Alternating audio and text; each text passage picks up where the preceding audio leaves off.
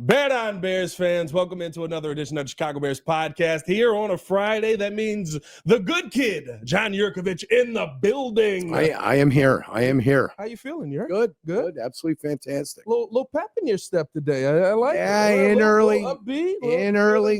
Got to get some things done.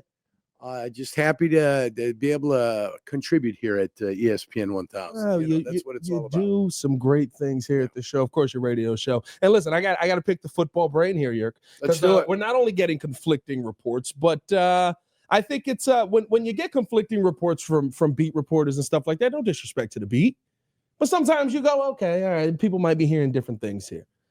But when the big dogs get involved, when you get the Ian Rapoports and the Adam Schefters on two different ends of the spectrum, that's worth talking about, and especially when it involves somebody our Chicago Bears want in Ben Johnson. Ian Rapoport essentially saying that he's hearing from people all around the league that the Raiders are all in on Ben Johnson. He's their leading candidate, and that he's basically got the job. Well, and that's all great, but what does Ben Johnson say? And what's Ben Johnson thinking? That's the guy that's going to make the ultimate decision. Who Oakland or Vegas wants now, the Raiders. Yep. Who Vegas wants is great. They can have their pecking order of 1, 2, 3, 4, 5. Same thing with the Bears. They can have their pecking order of what they like. Ben Johnson's going to be the guy making the decision. So unless somebody's getting the information from Ben Johnson, from Mrs. Johnson, hey, we're going to have this final year getting the kids out.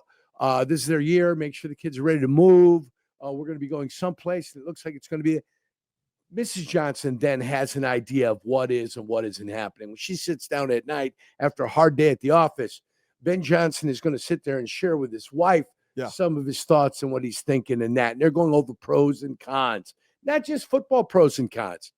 You got a family, you got a wife. These are familial pros and cons. Absolutely. And sometimes that overrides some of the football decisions that get made. Everybody's got sources. And some sources with specific teams are better sources. Some sources with teams are not as good sources. Right. And everybody's got them. If there's 30 NFL pundits that are out there, national pundits, they all got their individual sources that are somewhat closer or not closer. I always told people, trainers in equipment room, equipment guys, the equipment man. They're the sources. They're your sources for player personnel. Why? Because if somebody's being brought in, they've got to tell the trainer to get the physicals. They got to tell the equipment guy to get the equipment ready. Jersey numbers, this, that. They want to make an impression. They want to have a jersey for the guy. So the equipment guy was always the guy that knew well ahead of a lot of people, and the trainers too, because the trainers got to set up the medicals. If you're going to bring a guy in, he's got to call the doc. He's got to call the orthopedic surgeon. They got to get everybody in and say, we're going to the ophthalmologist. They make you take an eye test every single year, eye test, all that type of stuff. So trainers, and that when it comes to player personnel, when it comes to head coaches, that doesn't go to trainers and equipment guys. Now you need somebody up top. You need somebody in the big rooms. Some of those guys that are hemming and hawing and talking. Them are the guys you need to know. But then every once in a while, you happen to be in the room when things are being said. You could be a lower echelon guy and still get some of that information that they probably don't want you to have. Yeah, and listen, I think when you look at these guys, and I said this morning on the breeze, they're talking to a bunch of people. It might be that neither of them is wrong. It might be that the truth lies somewhere in the middle. Rapoport giving his opinion on the situation, and he talked about basically that it would be difficult for the Raiders to pull off bringing in the number one candidate because of the situation they're in. Picking 6, you're not going to be in the running for one of these quarterbacks, means you have to sign one of the guys off the street. Sam Darnold, Justin Fields, maybe Brock Purdy. Wilson, maybe Brock Purdy. You think Purdy's I think he's still got a year on his contract, but I think he wants to get paid. Yeah. Right. With some of the stuff that he's already done, and he'd like to get paid. I don't think they're ready to make a commitment to him. That'd be a big get for him. Kirk Cousins will be out on the street. Aaron Rodgers is going to be out on the street. Yep. Probably, if I had to guess, Aaron Rodgers is going to be on the street. Just a lot of. I don't think there's an overwhelmingly great name in any of those that you look at and go, this is something that we can build this franchise around, especially with where their offensive line was last year, defensive line. My question to you, based off of what Schefter's saying there and how tough it is to get, how tough he believes it'll be to get Ben Johnson there, is the Bears a better situation than the Raiders? I think it's come out. I think I've seen a bunch of tweets out there that the Bears is considered maybe the number one job that's out there. because of Caleb and because some of the skill players that you have. You still have to make some sort of recognition of your offensive line is paltry, and you need to make an addition, quality additions, not just bodies, but quality additions to your team. And hopefully they do that on the offensive and the defensive front. But, yeah, I think they look at it. Listen, we lost out on Mike Vrabel. Yeah. He's gone. So number one is gone. Ben Johnson is still available. He was their number one? He was my number one. Oh, okay. The Bears, I don't know what the Bears are thinking. Whining and dining McCarthy. He's number one. I predicted that McCarthy wasn't going to stay with the Dallas Cowboys. I did that on the show last week before it ever happened. So I predicted McCarthy was going to be out. I had to make a seventh choice last week of where the people in the bodies were going to land. So McCarthy, Ben Johnson, I want. It was 1A and 1B. Now Ben Johnson. If Ben Johnson goes by the wayside, it could be a combination of McCarthy, Aaron Glenn, Flores, Joe Brady. Those are the four still on your list. Those are the four that are on my list next. Yeah. If I got to go past those four, we're in trouble. Hey, listen, there's no saying that Todd Monken might not be the answer to something. Todd Monken might be an answer to something. I think Liam Cohn's already going someplace else. So I think Todd Monken, Liam Cohn, but I like Joe Brady. Joe Brady is solid too. So I got no issues. I like Aaron Glenn too. I'm hearing phenomenal things about Aaron Glenn. He was in the league when I was in the league. Yeah. He played 15 seasons in the league. You don't play in the league 15 seasons by accident. You've got to be doing a lot of things right to play in the league for 15 seasons. I've heard a lot of good things about Aaron Glenn as far as what he is. Maybe not the guy who's going to go out there and be the best developer on one side or the other specifically, but the guy that's going to put the team first and everything about that team, he's going to bring them together. The development of individual players come from position coaches. Yeah. Okay, when you're young and you know football, you end up becoming a position coach. Sometimes you end up moving up, but some guys like being position coaches and don't mind being that's what they do. Yeah. I know guys that have coached offensive lines for 35 years. Why? Because that's what they were good at. They like O-line. Yeah, they were good at it. They were good at it.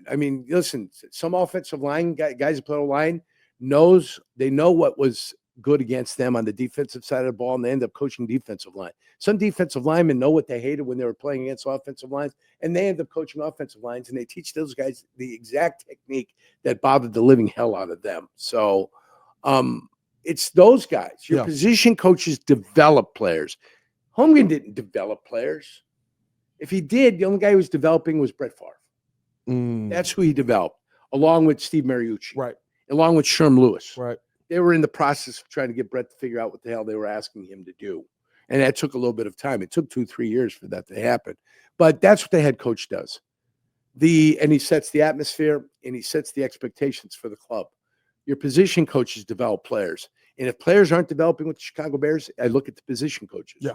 Not the head coach. Players don't develop. It's because you as the head coach hired somebody that couldn't develop players. So we know we got problems with hiring our coordinators and position coaches here. A lot of people fired during the season. A lot of people fired this season. Yeah. Let me ask you this: you gave your list of four, and Mike McCarthy's on that list. Yeah, it's if Ben Johnson signed somewhere else. Yeah, but Mike McCarthy, Joe Brady, Aaron Glenn, all of those guys on that list. When you look at those names, is McCarthy at the top of that because he has a history of getting a staff that can do what you said, develop pieces, put guys in the right position, be successful. I look at his staff in Dallas. Every position group you look at had somebody that peaked or that outplayed. So I got McCarthy as my next guy after Ben Johnson. So it's here. It's a vertical. Yep. It went Vrabel. It was horizontal there, Vrabel or Ben Johnson. Right. And underneath them is McCarthy. And then after that is Aaron Glenn or Flores or Brian Flores. Yeah. So after that, after McCarthy, then those guys. But Joe Brady, I have a little bit above the defensive coaches. Do you think Brian Flores, as we continue down the list, can do what one of your former coaches did in Tom Coughlin and learn to massage the shoulders a little bit as it was? When you get fired, you get humbled. Okay. So he got fired. He got mad at the league. He did this. He did that. When you get fired, you get humbled. Now, he's still working in the NFL. He's still getting things done.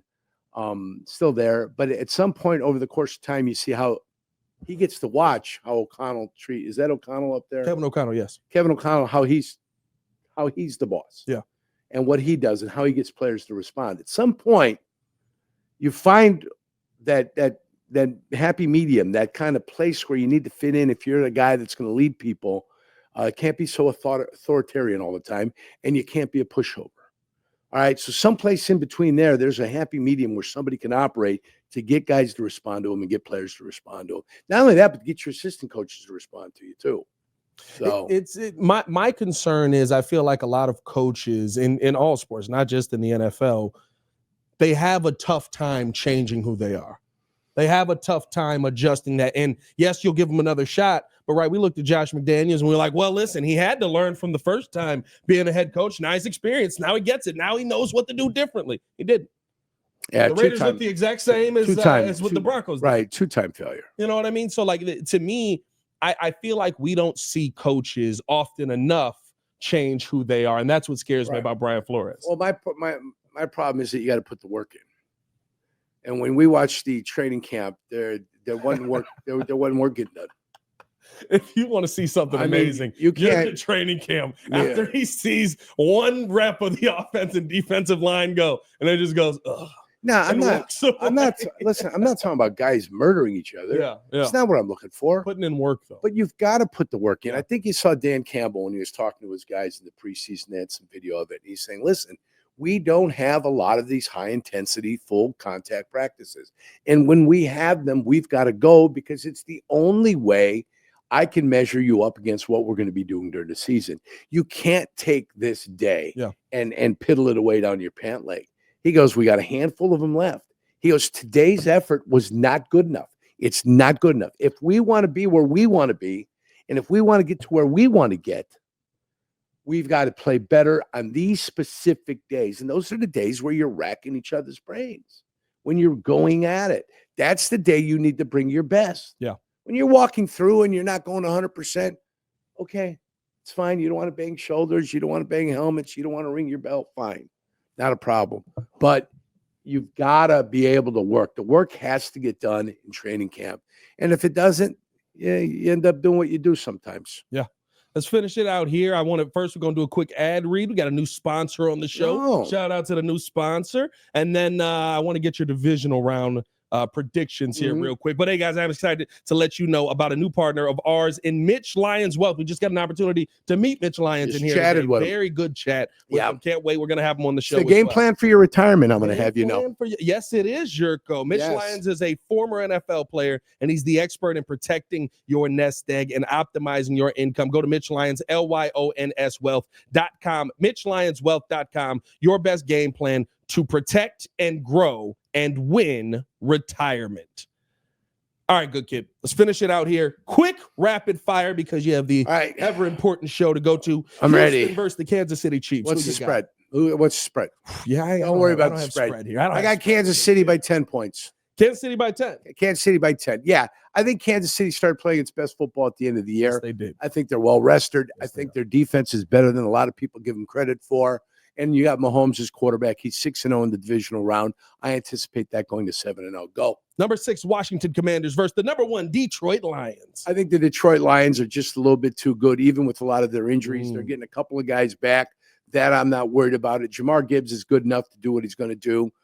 Between Laporta, Amon St. Brown, and Williams and the rest of the weapons they've got, I think they're going to have a little bit too much, and they'll do enough defensively to make it happen. And I like their D coordinator. Got a high scoring game there? I would say, yeah, probably, because there have been a lot of high scoring games. This one could be a 31-21 finish. Yeah, I like Detroit, 31-21.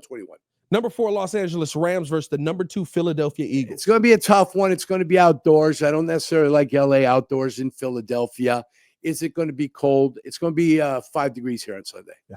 So do I think it could be cold in Philadelphia? They may not get the 5 degrees we're getting, but it's definitely going to get colder. They're playing at East Coast time in the afternoon slot.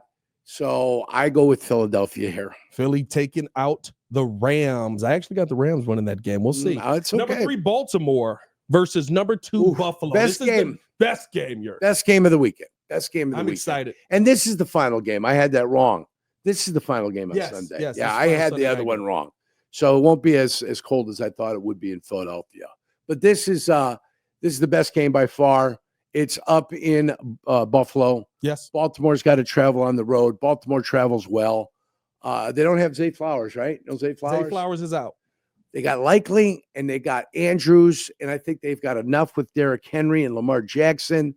I think they're very multifaceted to go into Buffalo and maybe upset Buffalo. Lamar finally gets it done. Finally wins that big game. Hey, this is going to be interesting because the big game would be next week against Kansas City. Absolutely. But just getting through one of those top teams, I guess I should say. Yeah. Is this? I know it's a regular season award, but we know how voters are. Is this the one that picks the MVP?